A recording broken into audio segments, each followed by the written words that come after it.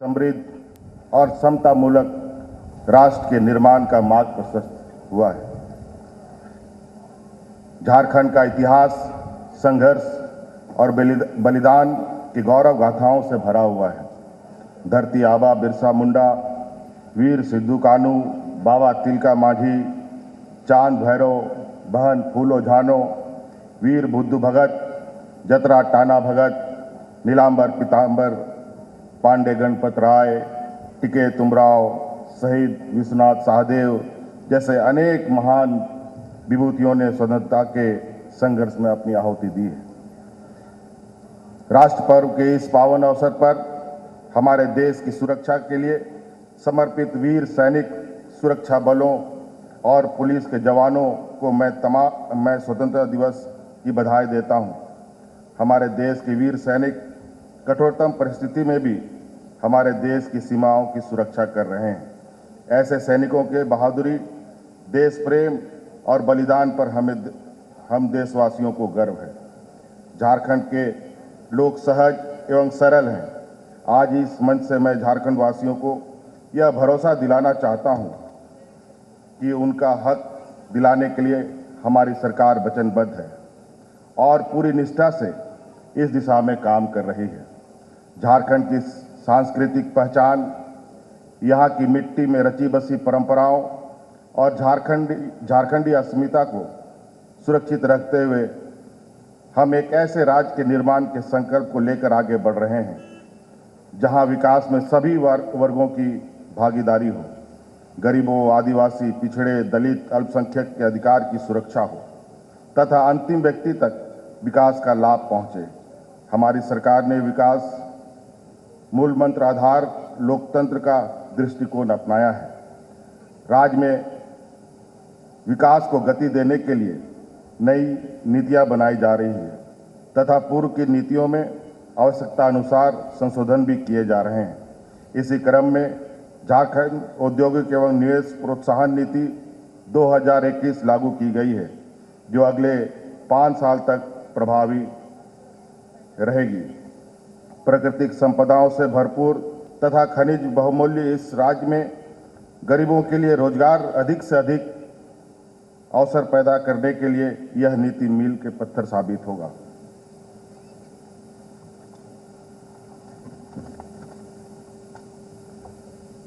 राज्य सरकार द्वारा नियुक्ति की प्रक्रिया को गति प्रदान करने के लिए विभिन्न नियुक्ति एवं परीक्षा संचालन नियमावली के गठन तथा संशोधन की कार्रवाई प्राथमिकता के साथ की गई है। अब राज्य में वर्ग 3 के पदों पर नियुक्ति की परीक्षा में केवल वही अभ्यर्थी शामिल होंगे जिन्होंने 10वीं अथवा 12वीं की परीक्षा झारखंड राज्य में अवस्थित मान्यता प्राप्त शैक्षणिक संस्था से पास की हो। झारखंड राज्य की आरक्षण नीति से आच्छादित अभ्यर्थियों के मामले में यह प्रावधान को शिथिल रखा गया है ताकि उनके हितों की रक्षा हो सके। अभ्यर्थियों को स्थानीय रीति रिवाज, भाषा एवं परिवेश का ज्ञान होना भी अनिवार्य है। इससे सरकारी नौकरियों में झारखंड के युवक युवतियों की नियुक्ति का मार्ग प्रशस्त होगा। खेल के क्षेत्र में देश दुनिया में झारखंड की अलग पहचान रही है। झारखंड सरकार की खेल नीति में यह प्रावधान किया है कि ओलंपिक खेलों में राज्य के खिलाड़ियों को स्वर्ण, रजत एवं कांस्य पदक जीतने पर क्रमशः 2 करोड़, 1 करोड़ 50 लाख रुपए दिए जाएंगे।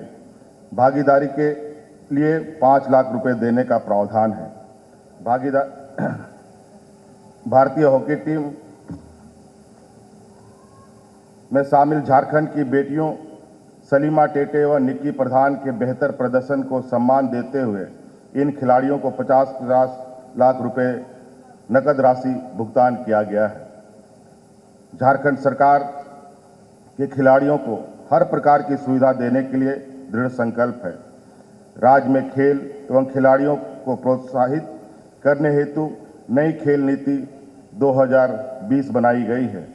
खेल प्रतिभाओं को उचित सम्मान देते हुए हमारी सरकार ने झारखंड खिलाड़ी सीधी नियुक्ति नियमावली के तहत अंतर्राष्ट्रीय राष्ट्रीय स्तर पर पदक विजेता 39 खिलाड़ियों को राज्य सरकार के अधीन नियुक्त किया गया है। यह क्रम आगे भी जारी रहेगा। सरकार की ओर से खिलाड़ियों को समुचित सहयोग मिले, इसके लिए राज्य में पहली बार जिला क्रीड़ा पदाधिकारियों की नियुक्ति की गई है।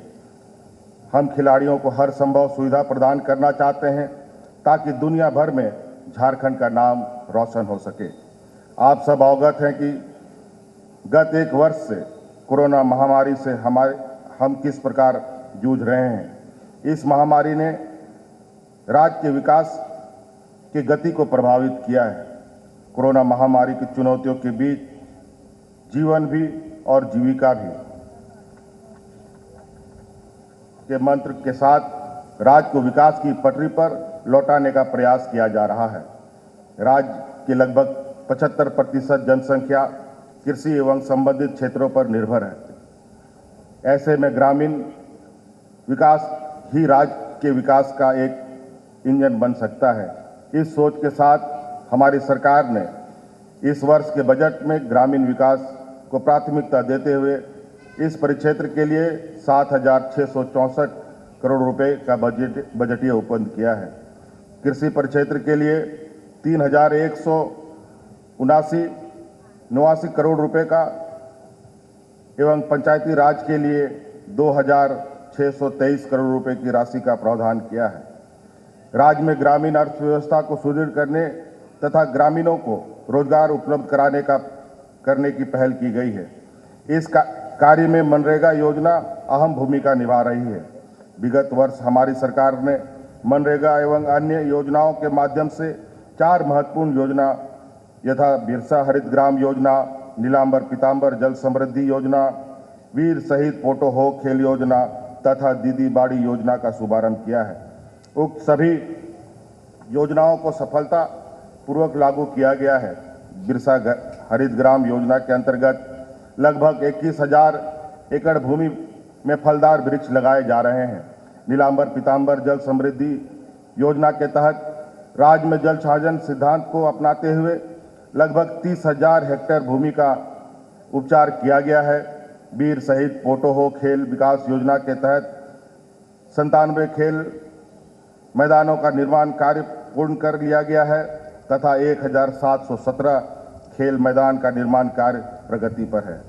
राज्य की लगभग 2 लाख महिलाओं को दीदी बाड़ी योजना से लाभान्वित किया जा रहा है।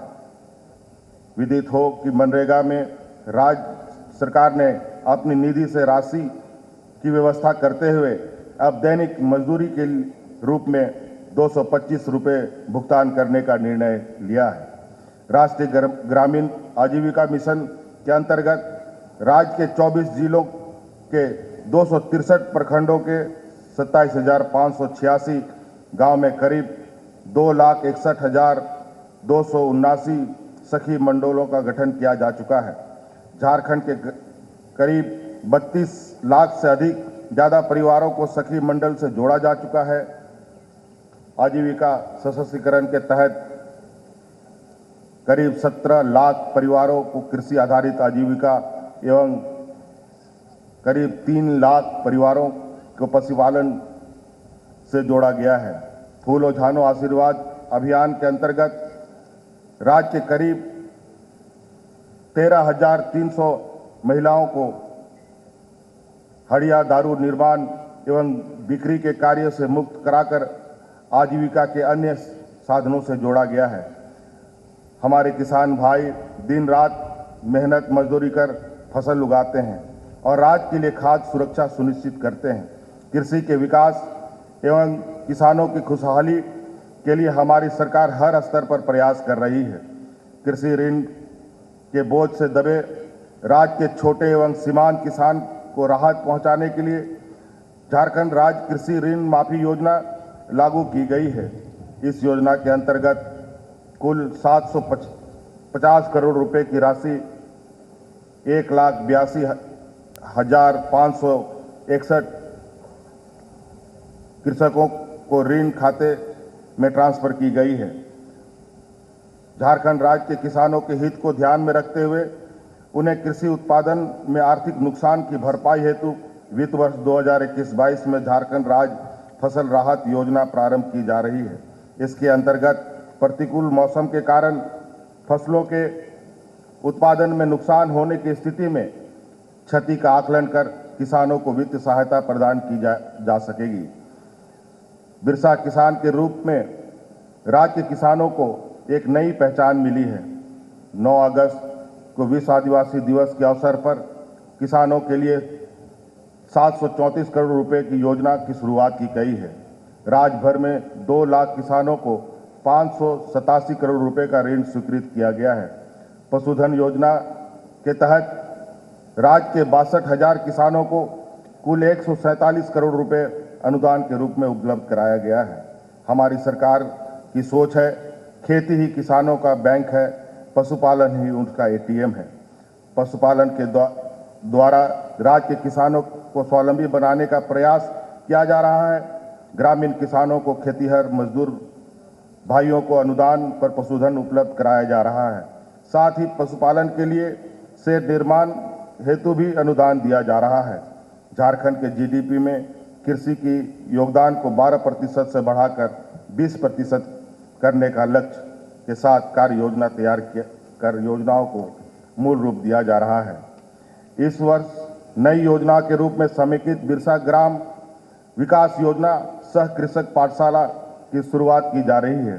प्रथम चरण में प्रत्येक जिले में एक कृषि फार्म को समेकित रूप से कृषि के विभिन्न आयामों जैसे उन्नत कृषि तकनीक, उद्यानिक फसलों की खेती, पशुपालन, मत्स्य पालन, सिंचाई एवं उन्नत व्यवस्था विकसित करते हुए कृषक पाठशाला के रूप में विकसित किया जाएगा। कृषक पाठशाला में स्थानीय किसानों की क्षमता का विकास करते हुए उन्हें कृषि क्षेत्र, पशुपालन क्षेत्र, मत्स्य पालन, सुकर पालन इत्यादि में दक्ष एवं रोजगार मुखी बनाकर उनकी आय में बढ़ोतरी की जाएगी। कृषि उत्पादों के बेहतर भंडारण एवं विपणन के उद्देश्य से झारखंड में विभिन्न जिलों में 5,000 मैट्रिक टन की क्षमता वाले मॉडल शीतगृह का निर्माण कराया जा रहा है।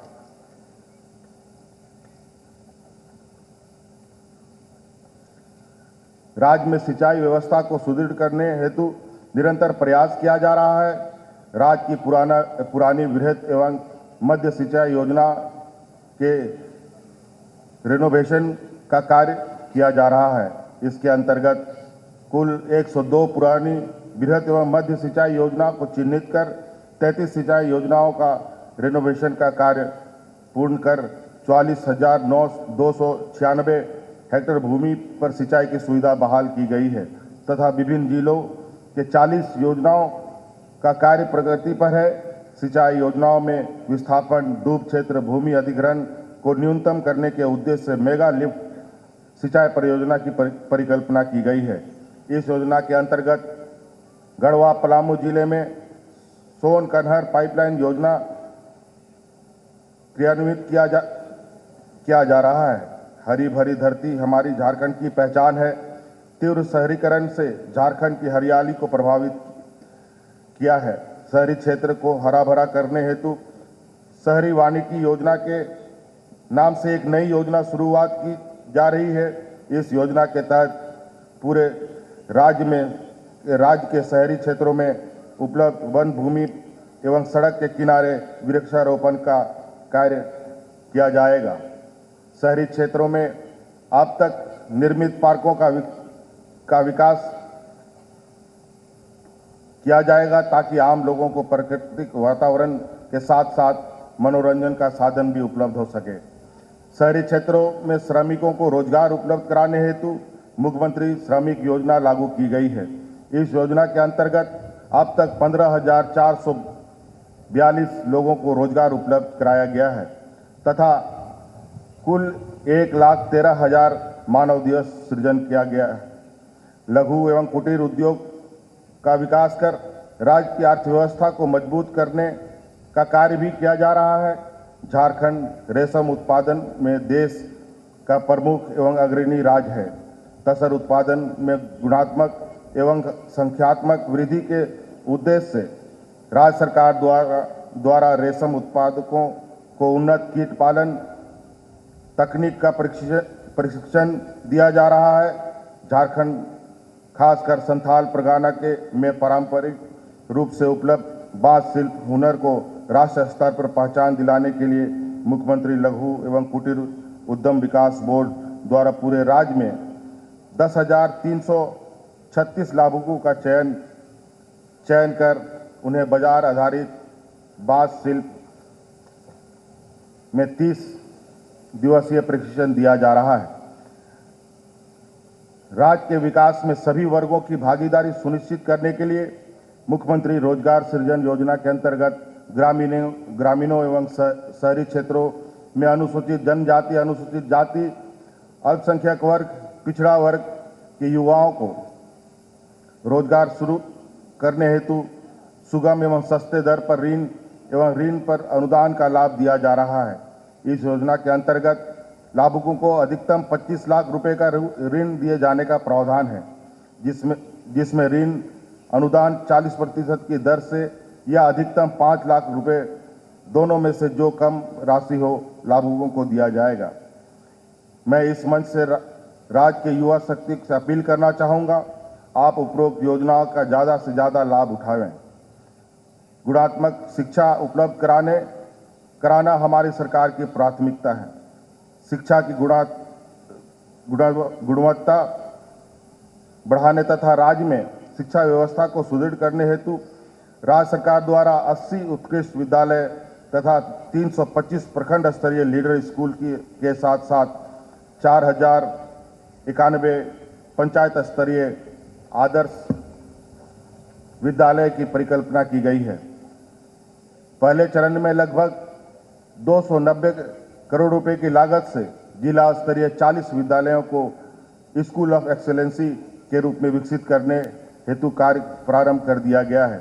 इन विद्यालयों में सभी आवश्यक मूलभूत संरचना तथा बेहतर वर्ग कक्षा, प्रयोगशाला, कक्ष संसाधनों से भरपूर पुस्तकालय, स्टैंप लैब, विद्यार्थियों के लिए खेल कूद की व्यवस्था को शामिल किया गया है। सरकारी स्कूलों में आधुनिक शिक्षा हेतु 974 विद्यालयों में ICT लैब स्थापित की गई है, जिससे इन विद्यालयों में कंप्यूटर शिक्षा को बेहतर पढ़ाई हो सकेगी। उच्च शिक्षा के क्षेत्र में राज्य सरकार द्वारा किए गए प्रयासों के फलस्वरूप वर्तमान में सकल नामांकन अनुपात बढ़कर 20.9 हो गया है। सकल नामांकन अनुपात दर में वृद्धि के उद्देश्य से झारखंड खुला विश्वविद्यालय एवं झारखंड जनजातीय विश्वविद्यालय की स्थापना की कार्रवाई की जा रही है। विगत वर्ष हमारी सरकार द्वारा मुख्यमंत्री विशेष छात्रवृत्ति योजना की शुरुआत की गई है, जिसके तहत वैसे छात्र छात्राओं जिन्हें किसी भी स्तर से किसी प्रकार की छात्रवृत्ति का लाभ नहीं मिल पाता, उन्हें छात्रवृत्ति का लाभ प्रदान किया जा सकेगा। वर्तमान वित्त वर्ष में इस निमित्त 10 करोड़ रुपए का प्रावधान किया गया है, जिससे लगभग 1.28 लाख विद्यार्थी लाभान्वित होंगे। इसके अतिरिक्त अनुसूचित जनजाति, अनुसूचित जाति, अल्पसंख्यक एवं पिछड़ा वर्ग कल्याण विभाग के अंतर्गत संचालित प्री मैट्रिक एवं पोस्ट मैट्रिक छात्रवृत्ति योजना के अंतर्गत वित्त वर्ष 2020-21 में प्री मैट्रिक छात्रवृत्ति योजना के तहत 16,33,000 छात्र छात्राओं को कुल 194 करोड़ रुपए तथा पोस्ट मैट्रिक छात्रवृत्ति योजना के तहत 2.93 लाख छात्र छात्राओं को कुल 234 करोड़ रुपए का भुगतान किया गया है। झारखंड में स्वास्थ्य व्यवस्था को सुदृढ़ करने हेतु पलामू, दुमका, हजारीबाग में मेडिकल कॉलेज का निर्माण कार्य पूर्ण किया गया है तथा इन नवनिर्मित मेडिकल कॉलेज में 500 बेड अस्पताल का निर्माण कार्य प्रगति पर है। कोडरमा एवं चाईबासा में मेडिकल कॉलेज का निर्माण एवं सदर अस्पताल का उन्नयन कार्य प्रगति पर है। सदर अस्पताल रांची में 200 बेड मातृ एवं शिशु सेवा केंद्र तथा अन्य 300 बेड वाले ब्लॉक का निर्माण कार्य पूर्ण कर लिया गया है एवं अस्पताल का परिचालन प्रारंभ हो चुका है। राज्य में आर्थिक, सामाजिक, औद्योगिक एवं पर्यटन विकास हेतु उन्नत यातायात व्यवस्था का होना जरूरी है। राज्य में आधारभूत संरचना को सुदृढ़ करने के लिए लगभग 2000 किलोमीटर पथों का उन्नयन की कार्रवाई की जा रही है। इसके अंतर्गत जिला पथों एवं विभिन्न जिलों के महत्वपूर्ण पथों को शामिल किया गया है। राष्ट्रीय उच्च पथों पर स्थित शहरों यथा चतरा, गढ़वा, पलामू, देवघर, गिरिडीह, खूंटी, चाईबासा, लोहरदगा, गोड्डा, दुमका, चक्रधरपुर एवं मनोहरपुर में बाईपास का निर्माण हेतु स्वीकृति दी गई है। गुमला बाईपास का निर्माण प्रगति पर है। राजधानी रांची का यातायात व्यवस्था सुचारू रूप से सुदृढ़ करने के उद्देश्य से शहरी क्षेत्र के पथों की चौड़ीकरण तथा रिंग रोड से जोड़ने वाले शहर के रेडियल रोड एवं अन्य महत्वपूर्ण पथों के चौड़ीकरण की योजना पर कार्य किया जा रहा है। झारखंड को पड़ोसी राज्य यथा उड़ीसा, छत्तीसगढ़, उत्तर प्रदेश, बिहार, पश्चिम बंगाल से जोड़ने वाले महत्वपूर्ण राष्ट्रीय उच्च पथों के 4 लेनिंग का कार्य कराया जाना प्रस्तावित है। ग्रामीण क्षेत्रों के बेहतर सड़क संपर्क हेतु इस वित्त वर्ष में राज्य संपोषित योजना के अंतर्गत 420 ग्रामीण पथों के कुल 2031 किलोमीटर की सड़क निर्माण कार्य किया जा रहा है, जिसमें 220 किलोमीटर का निर्माण कार्य पूर्ण हो चुका है। प्रधानमंत्री ग्रामीण सड़क योजना के अंतर्गत 592 पथों की कुल 1632 किलोमीटर पथों का निर्माण कार्य किया जा रहा है, जिसमें 256 किलोमीटर का निर्माण कार्य पूर्ण हो चुका है। झारखंड को बिजली अधिशेष राज्य बनाने की दिशा में कार्य किए जा रहे हैं। पतरातू में 2400 मेगावाट तथा एनटीपीसी उत्तरी कर्णपुरा में 1980 मेगावाट के विद्युत उत्पादन केंद्र स्थापित किए गए हैं। ग्रामीण घरेलू उपभोक्ताओं पर वित्त बोझ को कम करने के लिए बकाया राशि की ब्याज को माफ करने हेतु एक मुश्त समझौता योजना लागू की गई है। रांची, जमशेदपुर, धनबाद में स्मार्ट मीटरिंग का कार्य कराया जाना प्रस्तावित है। स्वच्छ एवं नवीकरण ऊर्जा को बढ़ावा देने के लिए रांची के गेतलसूद डैम में 1000 मेगावाट का फ्लोटिंग सोलर पावर प्लांट लगाया जा रहा है। राज्य में 453 गांव में बिजली पहुंचाने के लिए 5 मेगावाट क्षमता वाला स्टैंड अलोन सोलर ग्रिड स्थापित किया गया है। हर घर को स्वच्छ जल उपलब्ध कराना सरकार की प्राथमिकता है। जल जीवन मिशन के तहत राज्य के 59 लाख ग्रामीण परिवारों को कार्यरत नल के द्वारा शुद्ध पेयजल उपलब्ध कराने का लक्ष्य है, जिसके विरुद्ध अब तक 8 लाख ग्रामीण परिवारों को कार्यरत नल के द्वारा शुद्ध पेयजल उपलब्ध कराया गया है। इस वर्ष लगभग 16 लाख ग्रामीण परिवारों को पाइपलाइन द्वारा शुद्ध पेयजल उपलब्ध कराने हेतु कार्रवाई की जा रही है। मुख्यमंत्री राज्य वृद्धा पेंशन योजना से राज्य के अधिक से अधिक वृद्धजनों को लाभान्वित करने हेतु इस योजना के अंतर्गत निर्धारित लक्ष्य 3,50,000 से बढ़ाकर 7 लाख कर दिया गया है तथा वर्तमान में इस योजना से लगभग 5,50,000 वृद्धजन लाभान्वित हो रहे हैं। बेसहारा बुजुर्गों के आश्रय हेतु वृद्धाश्रम राष्ट्रीय हेल्पलाइन नंबर 14567 संचालित किया जा रहा है। राज्य में खाद्य सुरक्षा सुनिश्चित करने हेतु झारखंड राज्य खाद्य सुरक्षा योजना लागू की गई है, जिसके अंतर्गत राष्ट्रीय खाद्य सुरक्षा अधिनियम से अनाच्छादित एवं पात्र लाभुकों को अनुदानित दर पर यथा ₹1 प्रति किलो की दर से 5 किलोग्राम चावल प्रतिमाह प्रति लाभुक उपलब्ध कराया जा रहा है। वर्तमान में इस योजना के अंतर्गत 11,95,00,000 लाभुक आच्छादित हैं। राज्य को कुपोषित मुक्त करने हेतु राज्य सरकार का प्रयास है।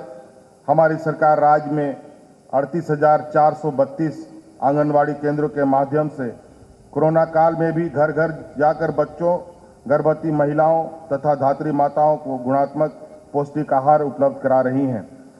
कोरोना महामारी को संभावित तीसरी लहर के बीच में लहर में बच्चों के भी प्रभावित होने की आशंका जताई जा रही है। ऐसे में बच्चों को बेहतर पोषण उपलब्ध कराने के लिए राज्य सरकार सतत प्रयत्नशील है।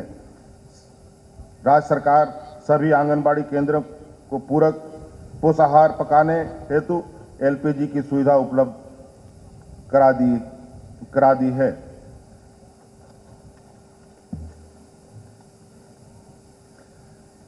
राज्य में कानून व्यवस्था की स्थिति बेहतर हो, प्रशासन जनता के प्रति जवाबदेह और संवेदनशील हो, इसके लिए हमारी सरकार प्रयासरत है। आपराधिक गतिविधियों पर प्रभावशाली नियंत्रण हेतु झारखंड पुलिस द्वारा स्टेट इमरजेंसी रिस्पांस सिस्टम के अंतर्गत यूनिफाइड डायल नंबर 112 पर जनता को 24/7 आपातकालीन सेवाएं दी जा रही है। महिला सुरक्षा हेतु शक्ति ऐप संचालित है। स्वास्थ्य विशेषज्ञों द्वारा कोरोना महामारी की संभावित तीसरी लहर के बारे में बार बार आगाह किया जा रहा है। कोरोना महामारी की वर्तमान परिस्थिति का मूल्यांकन कर राज्य सरकार द्वारा पाबंदियों में छूट दी जा रही है, ताकि राज्य में जीवन के साथ जीविका भी सुरक्षित रहे। परंतु हमें यह भी याद रखना है कि कोरोना महामारी का खतरा अभी टला नहीं है। मैं झारखंड वासियों से यह अपील करता हूं कि कोरोना महामारी के प्रति बिल्कुल भी लापरवाही ना बरतें, कोरोना गाइडलाइन का पालन करें, मास्क जरूर पहनें और 2 गज की दूरी मानदंड का पालन करें। राज्य में टीकाकरण का कार्य भी तीव्र गति से जारी है। राज्यवासियों को टीकाकरण में कोई परेशानी ना हो, यह सुनिश्चित किया जा रहा है।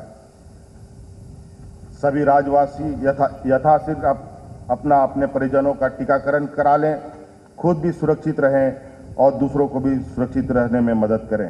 अंत में मैं एक बार फिर आप सभी को 75वें स्वतंत्रता दिवस की बधाई देता हूं। राज्य में भाईचारे एवं सामाजिक समरसता की भावना को मजबूत करने में सहयोग करें। हम सभी मिलकर अपना रचनात्मक एवं सकारात्मक ऊर्जा का उपयोग झारखंड के नवनिर्माण सर्वांगीण विकास के लिए करें। हमें उम्मीद है कि आप सभी के सहयोग से हम झारखंड को एक विकसित एवं सुदृढ़ राज्य बनाने में जरूर सफल होंगे। जय हिंद, जय झारखंड, जोहार। बहुत बहुत धन्यवाद आदरणीय माननीय मुख्यमंत्री जी का आपकी प्रेरणा और फसल चक्र तथा फसल अवशेष प्रबंधन पर भी